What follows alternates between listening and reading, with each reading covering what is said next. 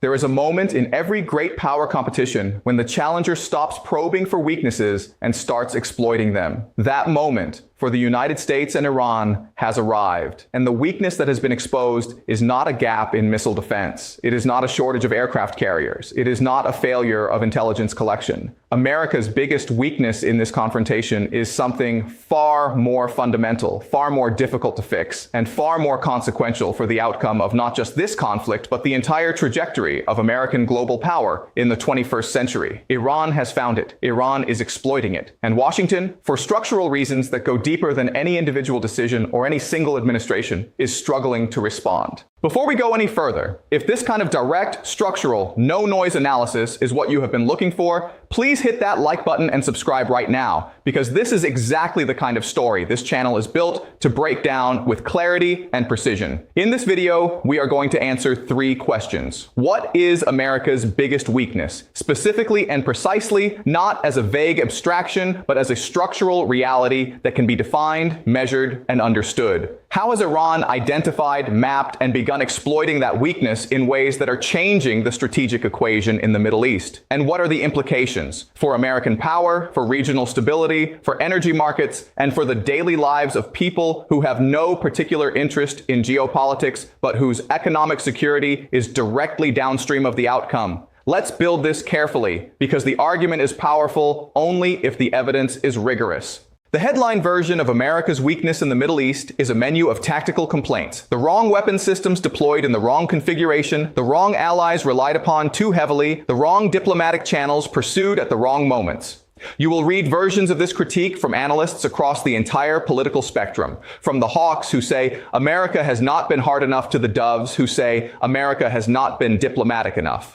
Both of these critiques share a common error. They treat American weakness as a problem of execution rather than a problem of architecture. They assume that the fundamental approach is correct and that what needs fixing is the implementation. The structural reality is the opposite. The fundamental approach has a flaw at its core. And that flaw is what Iran has exposed, mapped, and is now exploiting with increasing confidence and increasing sophistication. America's biggest weakness is the systematic and widening gap between the ambition of its strategic objectives in the Middle East and the domestic political will available to sustain the effort required to achieve those objectives. This gap is not new, but it has reached a magnitude and a visibility. Visible not just to American analysts, but to every adversary and every ally watching the American political system operate, that has fundamentally changed the strategic calculus of the region.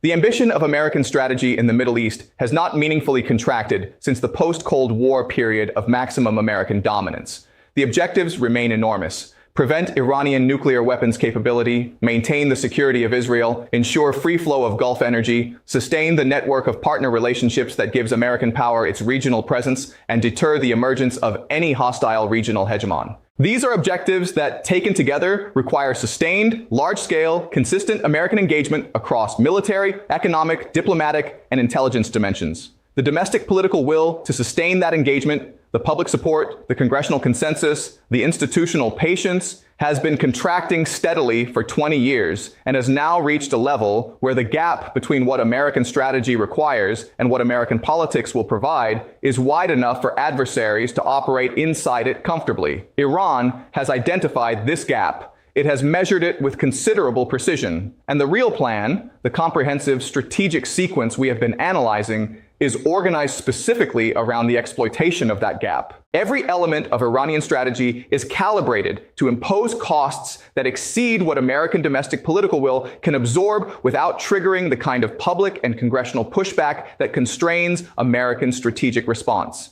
Every proxy attack is sized to be damaging enough to matter strategically, but not quite large enough to cross the casualty threshold that would generate the domestic political consensus for a large-scale American military response.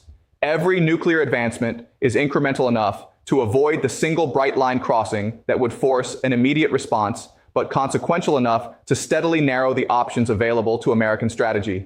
Every diplomatic initiative, the Chinese normalization brokerage, the Gulf state engagement, is designed to demonstrate that the American-led regional order is neither inevitable nor permanent, weakening the confidence of American partners in the durability of American commitments without triggering any single event that forces a direct confrontation. This is not opportunistic exploitation of a weakness that Iran stumbled upon. It is the product of 45 years of careful study of the American political system, its cycles, its constraints, its thresholds, and the specific points at which domestic political pressure overrides strategic logic. To understand how this plays out in practice, you need the full context. For the majority of the post-Cold War period, the gap between American strategic ambition and domestic political will was managed through three mechanisms that are now either degraded or entirely absent. The first mechanism was the post-9/11 security consensus, a genuine and powerful domestic political alignment around the use of American military power to address threats to American security, which provided the political mandate for sustained large-scale engagement in Afghanistan and Iraq. That consensus was consumed by the costs and failures of those wars and has not been reconstituted in any comparable form. The second mechanism was the economic capacity to sustain large-scale military and foreign policy engagement without the kind of immediate and visible economic trade-offs that generate domestic political opposition. The fiscal position of the United States and the economic pressures on American households have changed that calculus significantly. The opportunity cost of foreign military engagement is now more visible and more politically salient than at any point in the post-Cold War period. The third mechanism was the credibility of American security guarantees as a political asset. The sense among American political actors that standing firm on foreign policy commitments generated domestic political reward rather than punishment. The experience of Iraq, of Afghanistan, of the Libya intervention, and of the Syria policy oscillation has eroded that political calculus substantially. Foreign policy commitments that fail to produce clear and visible success are now liabilities rather than assets in the American domestic political environment. With all three of these mechanisms degraded simultaneously, the gap between strategic ambition and political will has reached its current exploitable magnitude. Now let's run the actor breakdown, because the weakness we are describing does not exist in isolation. It is being actively exploited by a specific set of actors with specific tools and specific objectives. Iran is executing the exploitation with a sophistication that reflects the accumulated strategic learning of 4.5 decades. The IRGC's strategic planning has a specific operational concept that Iranian officials have described in various forms in public statements over many years. The concept of strategic patience combined with graduated pressure. The idea is straightforward in concept and demanding in execution. You maintain continuous pressure across multiple domains. Military through the proxy network, economic through the oil weapon and Strait of Hormuz threat, political through the information environment and regional diplomacy, at a level that is costly to the adversary, but below the threshold that triggers an overwhelming response. Over time, the accumulated cost of managing that continuous pressure exceeds the political will available to sustain the strategic commitment that the pressure is targeting.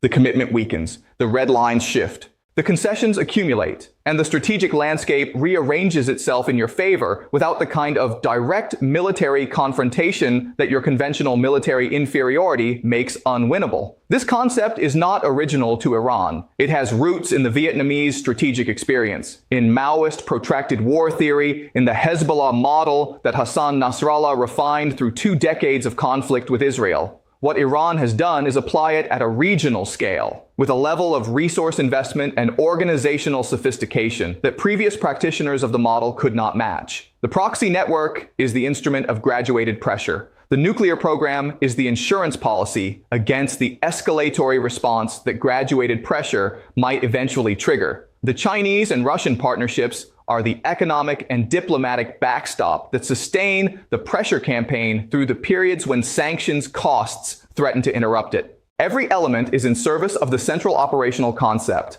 Exploit the gap between American strategic ambition and American domestic political will until that gap becomes so wide that the strategic ambition has to be renegotiated on terms Iran can accept. China's role in exploiting American weakness is more indirect but structurally more important than Iran's. Beijing is not executing a coordinated strategy with Tehran. The two countries have convergent interests rather than aligned objectives, and the distinction matters. What China is doing is positioning itself to benefit from the exploitation of American weakness without bearing the costs of executing that exploitation directly. China provides the economic lifeline that sustains Iran through the sanctions pressure. China provides the diplomatic cover that prevents international consensus from forming around actions that would alter Iranian strategic behavior. China provides the implicit signal through its consistent behavior rather than any explicit commitment, that it will not allow the Islamic Republic to be destroyed or fundamentally destabilized, which is the deterrent signal that constrains American military options at the upper end of the escalation ladder. And China does all of this while simultaneously developing the economic and diplomatic relationships with Gulf states, with Mediterranean states, and with the broader global South that progressively reduce the relative weight of American influence in exactly the regions where that influence is most strategically important. Russia contributes to the exploitation of American weakness through a different but complementary mechanism. Russian actions in Ukraine, while primarily a European rather than Middle Eastern crisis, have two specific effects on the Middle East strategic equation that benefit Iran's plan. First, they consume American strategic attention, military resources, and diplomatic bandwidth at a moment when the Middle East simultaneously demands all three. The American political and institutional system has finite capacity, and managing two major simultaneous crises, one in Europe and one in the Middle East,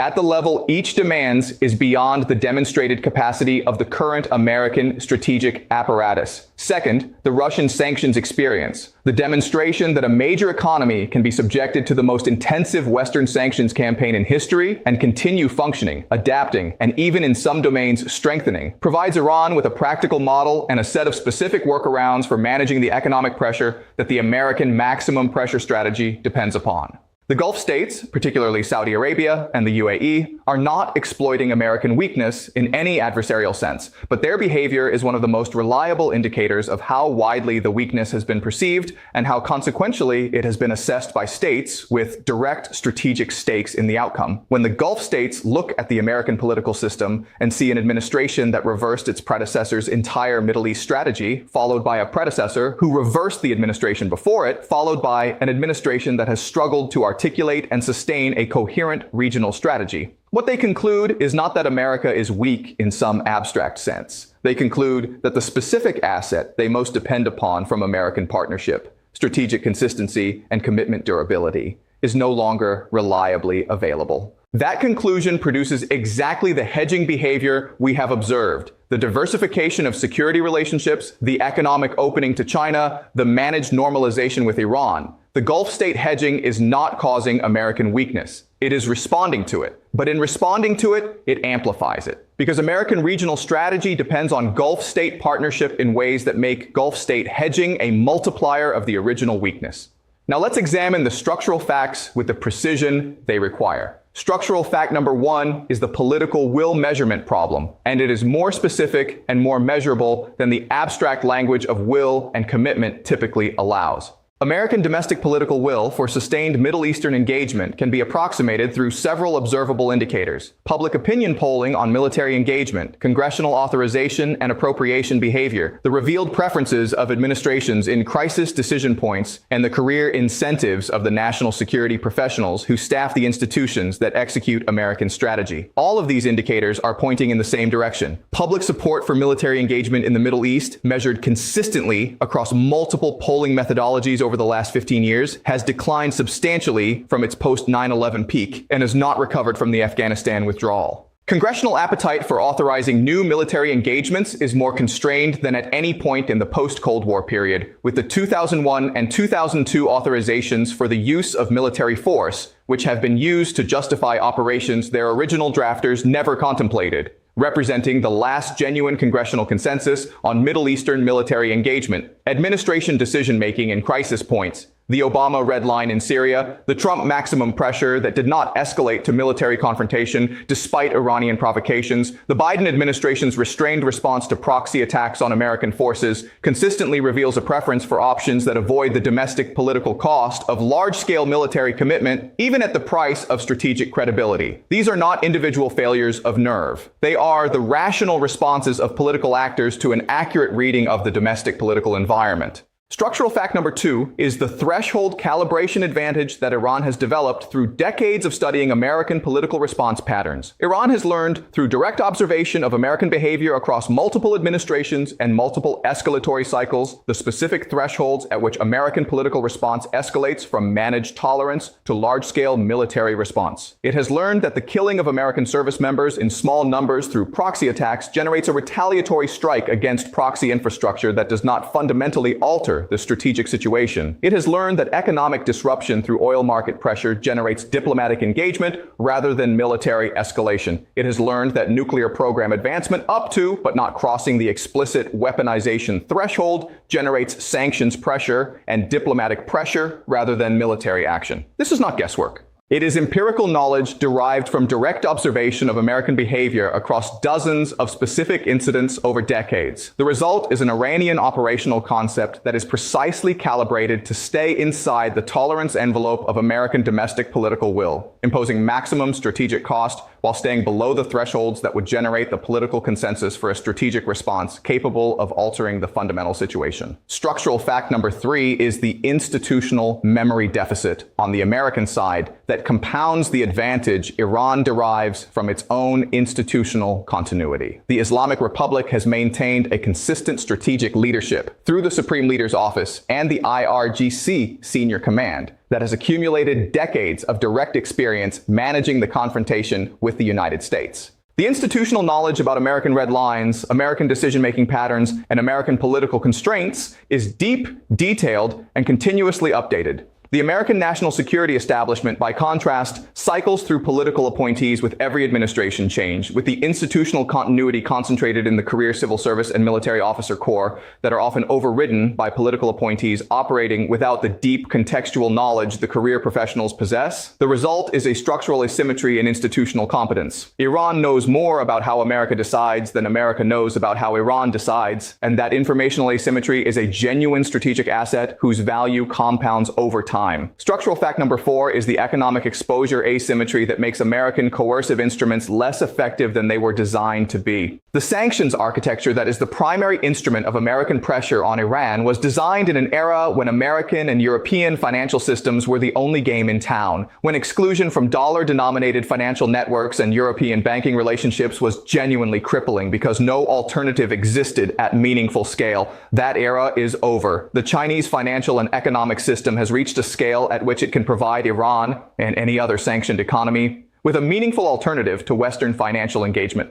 The petroleum payment system, the Chinese interbank messaging systems that function as SWIFT alternatives, and the direct Chinese state enterprise purchase of Iranian oil at volumes that sustain the Iranian treasury, all of these represent the practical obsolescence of the sanctions architecture as a coercive instrument of the magnitude American strategy requires. The weapon is still being wielded, but its cutting edge has been substantially dulled, and every actor in the region has observed that dulling with careful attention. Structural fact number 5 is the time horizon mismatch that is the deepest expression of the weakness we are identifying. American strategic decision-making operates on a 4-year electoral cycle. Congressional appropriations operate on a 1-year cycle. Media attention operates on a news cycle measured in days. American public tolerance for costly foreign policy engagements that do not produce visible and relatively rapid results is measured in months. Iran's strategic plan is organized on a timeline measured in decades. The Supreme Leader's Office has maintained strategic patience across a time frame that has encompassed the entire post-Cold War period of American dominance. The IRGC has built and maintained institutional relationships with proxy groups across a period longer than most of the analysts evaluating those relationships have been professionally active. When a strategic competition is between a system that optimizes on a 4-year political cycle and a system that optimizes on a generational timescale, the system with the longer horizon has a structural advantage that no individual tactical decision can overcome. This mismatch is not correctable through a change in administration or a change in strategy within the existing institutional framework. It is a constitutional and structural feature of democratic governance that authoritarian strategic patience systematically exploits. From this analysis, 3 scenarios define how the exploitation of American weakness plays out. Scenario A is successful exploitation leading to strategic restructuring. In this scenario, scenario, the gap between American strategic ambition and domestic political will widen to the point where a future administration operating in a domestic political environment that has been shaped by the accumulated costs and failures of the current approach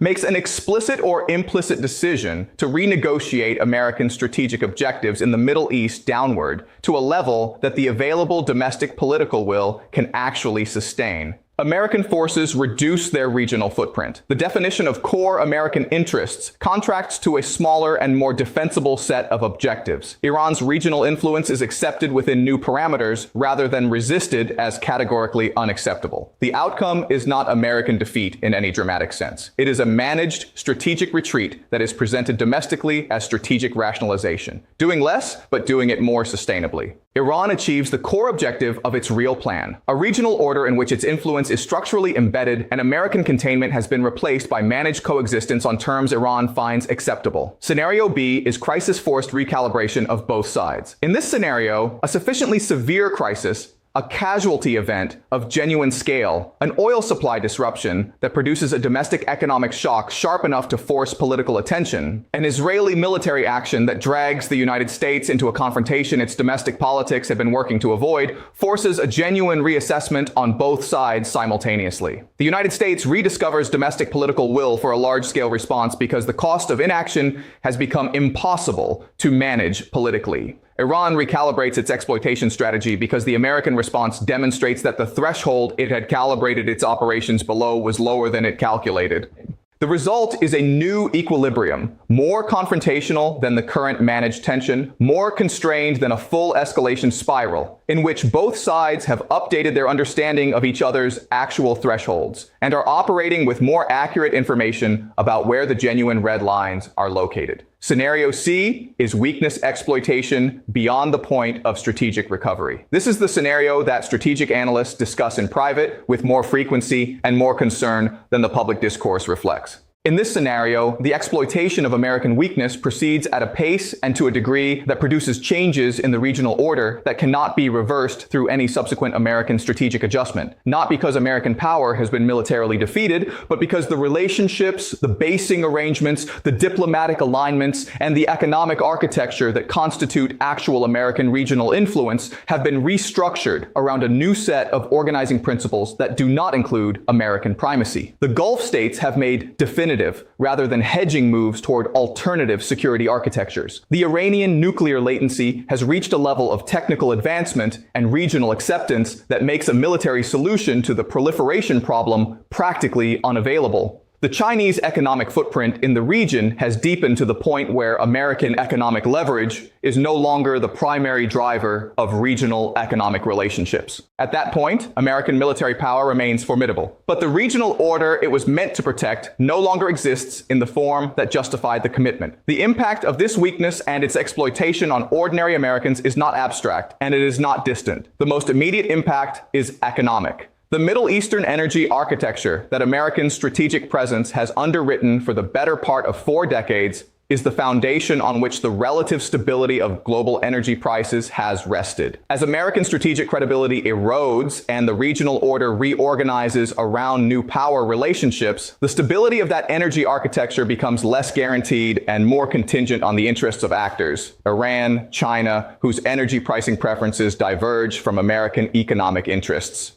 American families who have lived through the inflation experience of the last several years have a direct and concrete sense of what sustained energy price elevation feels like in their daily budgets. The erosion of the American strategic position that has kept that elevation bounded is a direct threat to economic stability that is felt at the kitchen table, not just in the national security establishment. The second impact is the security environment that American strategic weakness in the Middle East produces globally. American credibility as a security guarantor is not divisible by region. When allies in the Indo-Pacific evaluate the durability of American security commitments, the commitments that are the foundation of the deterrence architecture that has prevented large-scale conflict in East Asia for 70 years, they look at how American commitments have held in the Middle East. The erosion of those commitments, the gap between stated American objectives and the political will to sustain the effort required to achieve them, sends a signal that extends far beyond the region where the erosion is occurring. The global security order that has underpinned American prosperity, American freedom of economic action, and American political influence for the better part of a century is downstream of the credibility of American strategic commitments. Weakness exploited successfully in one theater is weakness advertised globally. The third impact is the demonstration effect for every other actor in the world evaluating how much weight to place on American pressure, American guarantees, and American strategic intentions. North Korea is watching, China is watching, Russia is watching. Every state that has concluded that patient resistance to American pressure, backed by sufficient deterrence capability and great power partnership, can produce strategic outcomes that American power cannot prevent. Every one of those states draws confidence and strategic guidance from watching Iran's exploitation of the gap between American strategic ambition and domestic political will play out in real time. My analytical read stated without ambiguity, the weakness that has been exposed is real, it is structural, and it is being exploited by an adversary that has studied it with more care and more patience than the American strategic system has devoted to understanding and correcting it. The correction is possible, but it requires something that American political culture finds genuinely difficult, an honest public reckoning with the gap between what American strategy has been trying to achieve and what American political will can actually sustain. That reckoning, if it happens, produces a more limited but more credible and more sustainable American regional strategy. One that identifies the genuinely core interests, commits the political will available to protecting those interests, and accepts a reduced but durable regional role rather than an ambitious but unsustainable one. If that reckoning does not happen, the exploitation continues, the gap widens, and the strategic consequences accumulate toward the kind of regional restructuring that once achieved cannot be reversed through any subsequent exercise of American military or economic power. The signal to watch most carefully in the next 90 days is not any single military or diplomatic event. It is the behavior of American domestic political actors toward the strategic commitments that American regional presence depends upon. The budget allocations, the authorization debates, the public statements of the political figures who will determine whether American domestic political will contracts further or begins the kind of reconstitution that sustainable strategy requires. That domestic political signal is the leading indicator that determines everything else. Don't follow the headline, follow the pattern. If this analysis delivered the clarity you have been looking for, and that is the only standard this channel holds itself to, please like this video and subscribe, because the story we have been tracing across this entire series is now entering its most consequential phase, and analytical clarity is the most valuable asset you can have when the pace of events accelerates beyond what the news cycle can explain. Headlines end, consequences don't. Stay analytical.